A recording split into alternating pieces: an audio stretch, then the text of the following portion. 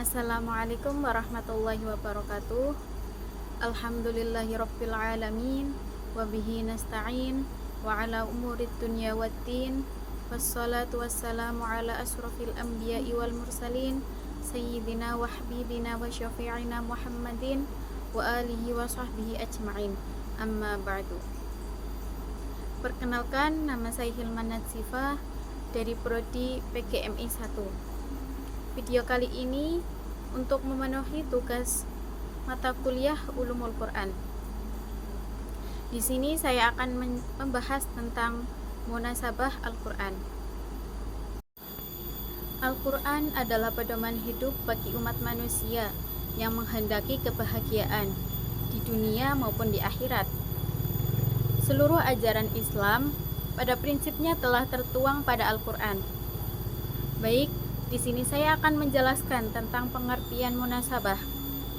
Munasabah sendiri berasal dari kata bahasa Arab, yaitu nasaba yunasibu munasabatan, yang artinya nasab atau garis keturunan. Atau kita bisa mengartikannya yaitu kesesuaian atau keterkaitan. Munasabah secara terminologis adalah mencari kedekatan atau hubungan atau korelasi atau keterkaitan antara satu ayat atau kelompok ayat dengan satu ayat atau kelompok ayat yang lainnya yang berdekatan.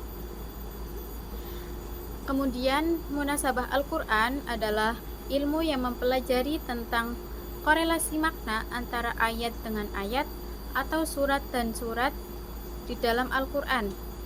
Baik korelasi itu bersifat khusus, umum, korelasi sebab akibat, atau perbandingan dan perlawanan. Faidahnya yaitu menjadikan bagian ayat-ayat itu berkaitan dengan yang lainnya, sehingga hubungannya menjadi kokoh dan harmonis antara bagian-bagiannya. Contoh dari munasabah yaitu antara surat dan surat, yaitu pada surat Al-Fatihah dan surat Al-Baqarah. Di dalam surat Al-Fatihah, Al-Fatihah sebagai pembukaan Al-Quran, dan di dalamnya mengandung doa untuk jalan yang lurus, yaitu pada ayat ihdinas siratal mustaqim. Dan pada surat Al-Baqarah, Allah memberikan jawaban atas doa tersebut, yaitu bahwa Al-Quran adalah petunjuk bagi orang-orang yang bertakwa. Contoh lainnya yaitu pada surat Yusuf dan surat Ar-Ra'd. Di dalam surat Yusuf mengandung tentang kehidupan Nabi Yusuf yang penuh dengan ujian dan kesabaran. Kemudian dilanjutkan pada surat Ar-Ra'd, yaitu di dalamnya tentang kekuasaan Allah dan janji-janji Allah kepada orang-orang yang bersabar. Kemudian contoh lainnya yaitu pada surat Al-Baqarah ayat 183, di dalamnya tentang hukum kewajiban berpuasa. Kemudian dilanjutkan pada ayat 184 dan 185, yaitu tentang rincian aturan berpuasa. Baik, selanjutnya saya akan membahas tentang cara mengetahui munasabah.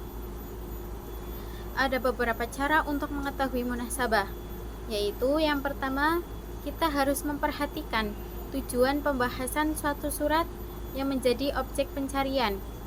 Yang kedua, kita harus memperhatikan uraian ayat-ayat yang sesuai dengan tujuan yang dibahas dalam surat. Yang ketiga, menentukan tingkatan uraian-uraian itu, apakah ada korelasi atau tidak.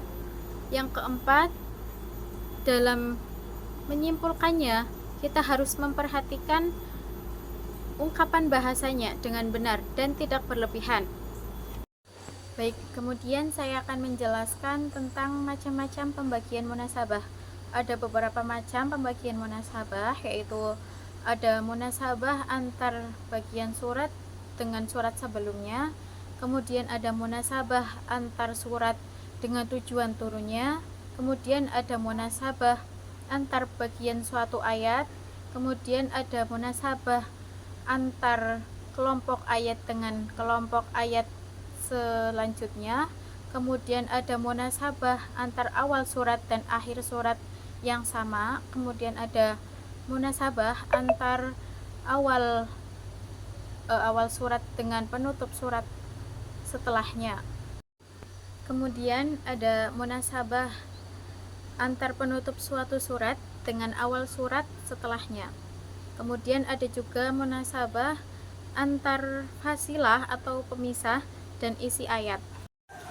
Setelah kita mempelajari tentang munasabah Al-Quran, ada juga beberapa manfaat setelah kita mempelajarinya, yaitu mengetahui persambungan atau hubungan antar bagian Al-Quran, kemudian membantu menafsirkan ayat-ayat Al-Quran setelah kita mengetahui hubungan antar suatu kalimat atau ayat dengan kalimat atau ayat yang lainnya, kemudian mengetahui mutu dan tingkat kebalaghan Al-Quran, kemudian kita mengetahui persesuaian ayat dan surat Al-Quran, kemudian mengembangkan anggapan bahwa tema Al-Quran masih relevan. Kemudian yang keenam itu memperkuat keyakinan terhadap kewahyuan dan kemukjizatan Al-Quran. Selanjutnya kita juga bisa menghindari kekeliruan terhadap dalam menafsirkan Al-Quran. Sekian penjelasan dari saya, semoga bermanfaat. Kurang dan lebihnya mohon maaf. Terima kasih. Wassalamualaikum warahmatullahi wabarakatuh.